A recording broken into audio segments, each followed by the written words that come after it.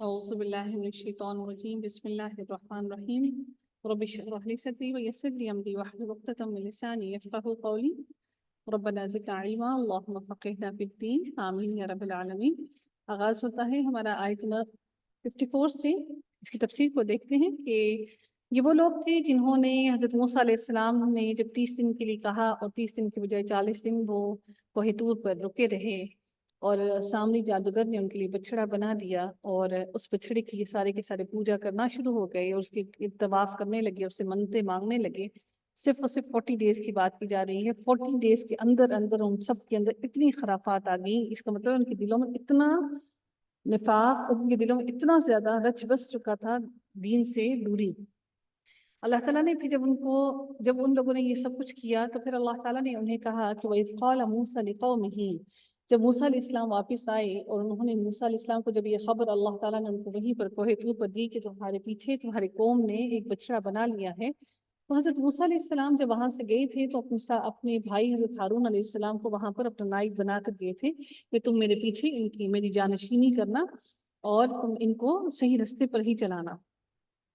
تو جب وہ واپس پلٹی تو حضرت موسیٰ علیہ السلام نے جب اپنی قوم کو دیکھا کہ انہوں نے اپنی جانوں پر ظلم کیا ہے اس وجہ سے کہ انہوں نے اس کو بچڑے کو اپنا رب بنا لیا ہے، اس کی وہ پرستش کرنا شروع ہو گئے ہیں، تو اللہ تعالیٰ نے پھر انہوں نے ان سے کہا کہ اللہ تعالیٰ سے معافی مانگو، اور اللہ تعالیٰ سے کی طرف معافی مانگو۔ اور ان کی معافی کیا تھی؟ ان کی معافی یہ تھی کہ ان کو حکم دیا گیا کہ تم ایک دوسرے کو قتل کرو۔ اب اس سے مراد کیا ہے قتل کرنے سے؟ یعنی کہ ان کی معافی یہ تھی کہ جو انسان قتل کرے گا، یعنی کہ اس سے مراد یہ لی جاتی ہے کہ 2 صفوں میں ان لوگوں کو کھڑا کیا گیا جن لوگوں نے بچڑے کو معبود بنا لیا تھا۔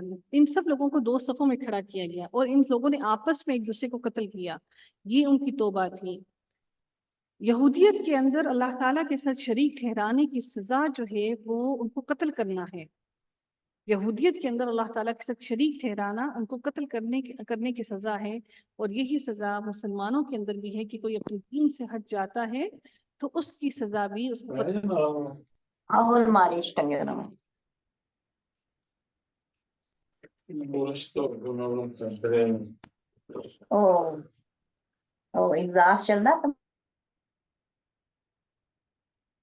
تو اللہ تعالیٰ نے ان کو کہا کہ آپ ان کو قتل کیجیے، جن لوگوں نے شریک ٹھہرایا اللہ تعالیٰ کے ساتھ شریک کیا تھا، ان سب کو قتل کیا جائے۔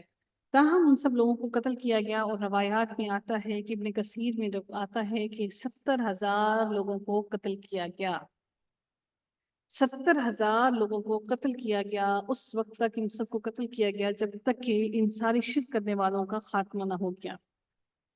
اور جو بچ گئی اس کے بعد جب اللہ تعالیٰ نے ان سب کی توبہ کو قبول کیا، اور در حقیقت ان کا قتل کرنا ان کو جنت پا لینا تھا، یہ ان کا قتل کرنا ان کے لیے شہادت کا مرتبہ تھا، یہ ان کو قتل کرنا شہادت تھی، کیونکہ انہوں نے معافی مانگ کر اللہ تعالیٰ سے اس چیز کو ایکسپٹ کیا کہ انہیں قتل کیا جائے۔ تو یہ ان کی توبہ تھی کہ اگر انہوں نے حضرت موسیٰ علیہ السلام کو چھوڑ کر اور اللہ کے دین کو چھوڑ کر ایک بچڑے کو اپنا معبود پھر سے بنا لیا، اللہ تعالیٰ نے اتنی ان پر رحم و کرم کیے، اس کے باوجود انہوں نے یہ سب کچھ کیا، تو پھر اللہ تعالیٰ نے ان کو انہیں ایک حکم دیا کہ قتل کرو۔ تو اللہ تعالیٰ نے کہا ذالکم خیر لکم عند بارئکم، یہ تمہارے رب کے نزدیک زیادہ بہتر ہے۔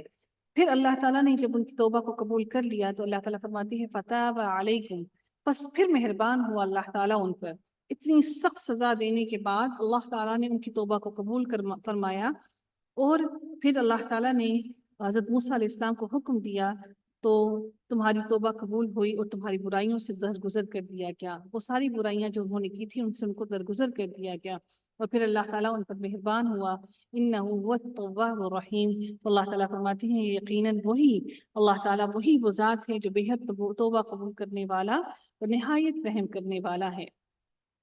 اب اگلی آیت کے حصے میں دیکھتے ہیں کہ اللہ تعالیٰ اگلی آیت میں کیا ارشاد فرماتے ہیں۔ اللہ تعالیٰ فرماتے ہیں وَإِذْ قُلْتُمْ يَا مُوسَىٰ لَن نُؤْمِنَ لَكَ حَتَّىٰ نَرَى اللَّهَ جَهْرَةً۔ اللہ تعالیٰ مزید اب ارشاد فرماتے ہیں اس آیت کے اندر کہ جب تم نے کہا اے موسیٰ ہم ہرگز آپ کو یقین نہیں کریں گے یہاں تک کہ ہم اللہ تعالیٰ کو اعلانیہ دیکھ لیں۔ بنی اسرائیل کے 70 سرداروں کے سامنے حضرت موسیٰ علیہ السلام نے اللہ تعالیٰ کی کتاب کا فرمان پیش کیا۔ ان میں سے بعض لوگ بغیر کسی شک و شبہ کی وجہ سے انہوں نے اس کو ایکسیپٹ کیا، اور کچھ لوگوں نے یقین نہیں کیا۔ انہوں نے کیا کہا؟ ان سرداروں نے کہا کہ جب تک ہم اپنی آنکھوں سے، اپنی آنکھوں کے سامنے اللہ تعالیٰ کو آمنے سامنے نہ دیکھ لیں، اس وقت تک ہم ایمان نہیں لائیں گے۔ تو ان کی یہ بات جو انہوں نے چیلنج کیا تھا، ان کی اس بات کو مان لیا گیا۔ تو ان سب لوگوں کو اوپر کوہ طور پر لے جایا گیا، اور پھر جب وہاں پر گئی تو اللہ تعالیٰ کی جب انہوں نے دیکھنا چاہا، تو جیسے ہی انہوں نے دیکھنا چاہا تو اللہ تعالیٰ کی طرف سے ایک سخت بجلی کی کڑک آئی، جس بجلی کی کڑک کی وجہ سے وہ سارے کے سارے مر گئے۔ فَأَخَذَتْهُمُ الصَّاعِقَةُ وَأَنْتُمْ تَنظُرُونَ، اور ان کو ایک بجلی نے پکڑ لیا، اور وہ سب کے سب دیکھ رہے تھے۔ ایسا نہیں ہے کہ سب یکدم ہی مر گئے تھے، بلکہ یکدم بجلی تھوڑے تھوڑے پر جا کے گری، اور وہ پھر ایک دوسرے کو دیکھتے دیکھتے سارے کے سارے گر گئے۔ اور وہ سب کے سب کو اللہ تعالیٰ نے اسی لیے کہا کہ وہ انتم تنظرون، اللہ تعالیٰ نے ایک دوسرے کو گواہ ٹھہرایا، تاکہ کوئی یہ نہ کہے کہ ہم ایسے ہی نیند کی حالت میں گر گئے تھے، تاکہ ایک دوسرے پر گواہ ہوں۔ انہوں نے اپنی آنکھوں سے دیکھا اس بجلی کی کڑک کو، اور یہ بھی دیکھا کہ ان کے ساتھی کس طرح سے موت کی آغوش میں چلے گئے ہیں۔ پھر کیا ہوا؟ پھر حضرت موسیٰ علیہ السلام نے اپنے رب سے دعا کی کہ اللہ، یہ سارے کے سارے جو میرے ساتھ آئے تھے یہ تو سارے مر گئے۔ حضرت موسیٰ علیہ السلام نے کہ اللہ تعالیٰ نے دعا کو قبول کیا، اور پھر اللہ تعالیٰ نے ان کو پھر سے زندگی عطا کی۔ ثم بعثناکم من بعد موتکم، اللہ تعالیٰ پھر ان کے لیے فرماتے ہیں کہ پھر ہم نے تمہاری موت کے بعد تمہیں پھر سے اٹھایا۔ پھر سے تمہیں اللہ تعالیٰ فرماتے ہیں کہ تمہیں اللہ تعالیٰ نے پھر زندہ کیا، اور ان کا زندہ کرنا بھی ایسا نہیں تھا کہ اللہ تعالیٰ نے یکدم ساروں کو ہی زندہ کر دیا، بلکہ اللہ تعالیٰ نے ان کو ایسے زندہ کیا کہ ون بائی ون ان کو اللہ تعالیٰ نے زندگی دی۔ اللہ تعالیٰ کا اس طرح سے ان کو اٹھانا اس لیے تھا تاکہ وہ سارے کے سارے اس چیز پر گواہی دیں کہ وہ موت کی آغوش میں گئے تھے، اور پھر اللہ تعالیٰ نے ان کو دوبارہ سے زندگی دی ہے۔ اللہ تعالیٰ فرماتے ہیں لعلکم تشکرون، میں نے یہ سب کچھ اس لیے کیا تھا کہ تم شکر ادا کرو کہ اللہ تعالیٰ نے تمہیں حق دیا، اور اللہ تعالیٰ نے تمہیں دوبارہ زندگی عطا کی کہ تم اس حق پر قائم رہو۔ اب اگلی آیت کے اندر ارشاد ہوتا ہے کہ اب یہ لوگ واپس جب زمین پر گئے، یعنی کہ کوہ طور سے جب نیچے اتر کر آئے، تو پھر یہ سارے کے سارے لوگ صحرائے سینا کی طرف، ان کی نعمتوں کا ذکر کیا جا رہا ہے۔ یہ لوگ صحرائے سینا میں جب گئے تو ظاہر ہے وہاں پر صحرائے سینا میں جب یہ لوگ پہنچے تھے تو صحرا تھا، تپتی دھوپ تھی، شدید گرمی تھی۔ اللہ تعالیٰ نے ان کو اس گرمی سے بچانے کے لیے، کیونکہ بنی اسرائیل بڑی غلامی کی زندگی گزارتے رہے، تو اللہ تعالیٰ نے وہاں پر کوئی پودے نہیں تھے، ان کے لیے سایہ نہیں تھا، تو اللہ رب العزت نے ان کے لیے بادلوں کا سایہ کیا۔ بادل ان کے اوپر ہمیشہ رہا، جو ان کے اوپر سایہ کیے رکھتا تھا۔ اللہ تعالیٰ فرماتی ہیں وَظَلَلْنَا عَلَيْكُمُ الْغَمَامَ، اور ہم نے ان کے اوپر اس بادلوں کا سایہ کیا۔ وَأَنزَلْنَا عَلَيْكُمُ الْمَنَّ وَالسَّلْوَىٰ، اور ہم نے ان کے لیے من اور سلوہ نازل کیے۔ اب من و سلوہ سے مراد من کیا ہے؟ من در حقیقت ایک اوس یعنی کہ شبنم کے قطرے کی طرح ایک چیز ہے جو کہ درخت کے پتھر پر گرتی تھی اور شہد کی طرح میٹھی ہوتی تھی، اس کو من کہا جاتا ہے۔ اور جو سلوہ ہے وہ در حقیقت بٹیر یا چڑیا کی طرح کا پرندہ تھا جسے یہ لوگ ذبح کر کے کھایا کرتے تھے۔ تو اللہ تعالیٰ نے ان کو من اور سلوہ عطا کیا۔ اللہ تعالیٰ کا یہ دینا ان کے لیے اس لیے تھا تاکہ وہ سارے کے سارے لوگ اللہ تعالیٰ کا شکر ادا کریں، اور وہ اب اس مشقتوں میں نہ پڑیں کہ وہ کمائی کریں گے، بلکہ اللہ تعالیٰ کا یہ سب کچھ عطا کرنا اس لیے تھا کہ اللہ تعالیٰ نے ان کو اس چیز سے بے نیاز کر دیا کہ اب ان کو کمائی کی، اپنے پیٹ کی فکر کرنے کی ضرورت نہیں ہے۔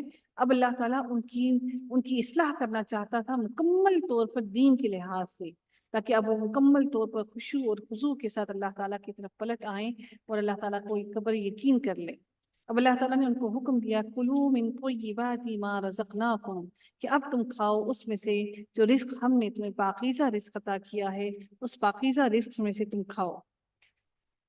لیکن انہوں نے کیا کیا؟ اللہ تعالیٰ فرماتی ہیں وما ظلمونا ولکن كانوا انفسهم یظلمون، ہم نے ان لوگوں کو ظلم نہیں کیا، ہم نے ان بنی اسرائیل کے لوگوں کو ظلم ہرگز نہیں کیا۔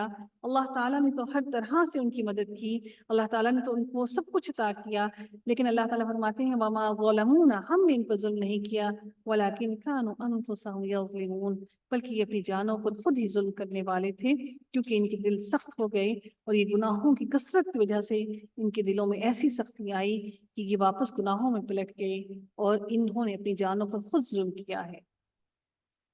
اگلی آیت کی طرف جاتے ہیں، اللہ تعالیٰ مزید اگلی آیت میں ارشاد فرماتے ہیں وَإِذْ قُلْنَا ادْخُلُوا هَٰذِهِ الْقَرْيَةَ، اب اگلی آیت میں کیا ارشاد ہوتا ہے کہ جب اللہ تعالیٰ نے ان کو صحرائے سینا سے نجات دی، اس صحرا سے وہ نکلے، تو اللہ تعالیٰ نے ان سے کہا کہ اب تم واپس اپنی اسی بستی کی طرف آ جاؤ جو بستی تمہاری آبا و اجداد کی تھی، ارض مقدس کی طرف آ جاؤ جو تمہاری میراث میں تھی، اس میراث کو آ کر سنبھال لو۔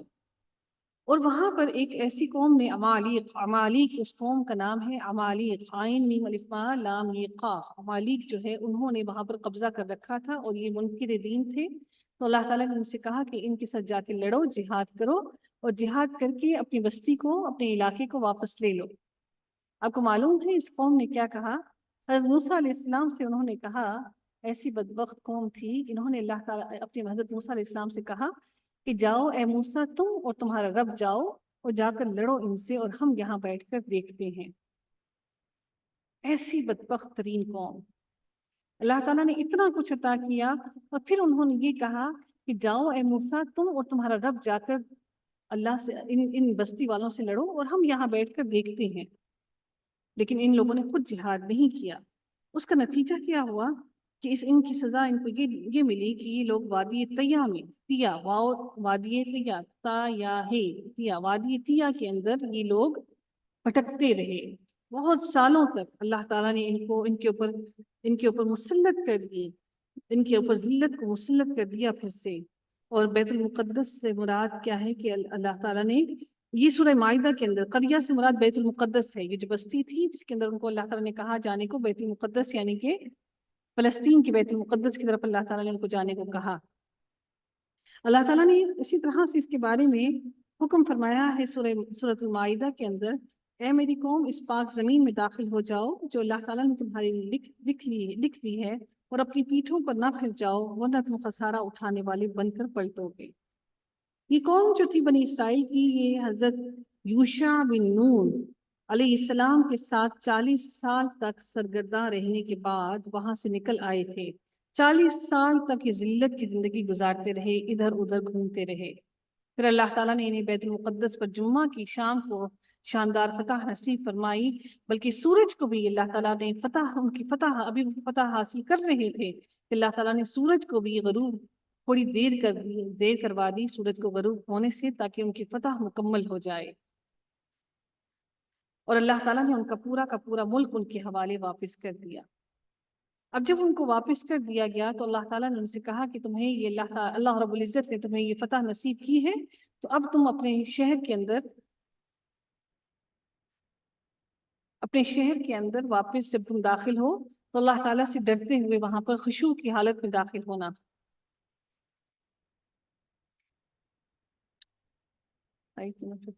جی، تو اللہ تعالیٰ نے کہا کہ تم اللہ تعالیٰ کی جب یہاں پہ اس بستی میں تم داخل ہو تو سجدہ کرتے ہوئے، یعنی کہ چک کر داخل ہونا۔ اور اللہ تعالیٰ نے کہا کہ وَقُولُوا حِطَّةٌ، اور اللہ تعالیٰ سے مغفرت طلب کرتے ہوئے داخل ہونا۔ تو اللہ تعالیٰ فرماتے ہیں کہ ہم تمہاری ساری خطاؤں کو جو تم نے پہلے کی ان ساری خطاؤں کو معاف کر دیں گے۔ اور اللہ تعالیٰ پھر یہ بھی فرماتے ہیں کہ ہم نیکی کرنے والوں کو اس سے بھی زیادہ رزق عطا کریں گے، ان کو عزت اور مرتبہ بھی دیں گے، اور اس سے کئی گنا زیادہ ان کو اور عطا کریں گے۔ ان لوگوں نے کیا کیا؟ فبدلا، اللہ نے یہ نہیں فرمایا کہ سارے لوگوں نے بدل کیا، اللہ تعالیٰ نے فرمایا کہ کچھ لوگوں نے ایسا کیا۔ فبدلا، کچھ لوگوں نے، ساروں کی بات نہیں ہوگی۔ اگر فبدلو ہوتا تو سب لوگوں کی بات ہوتی۔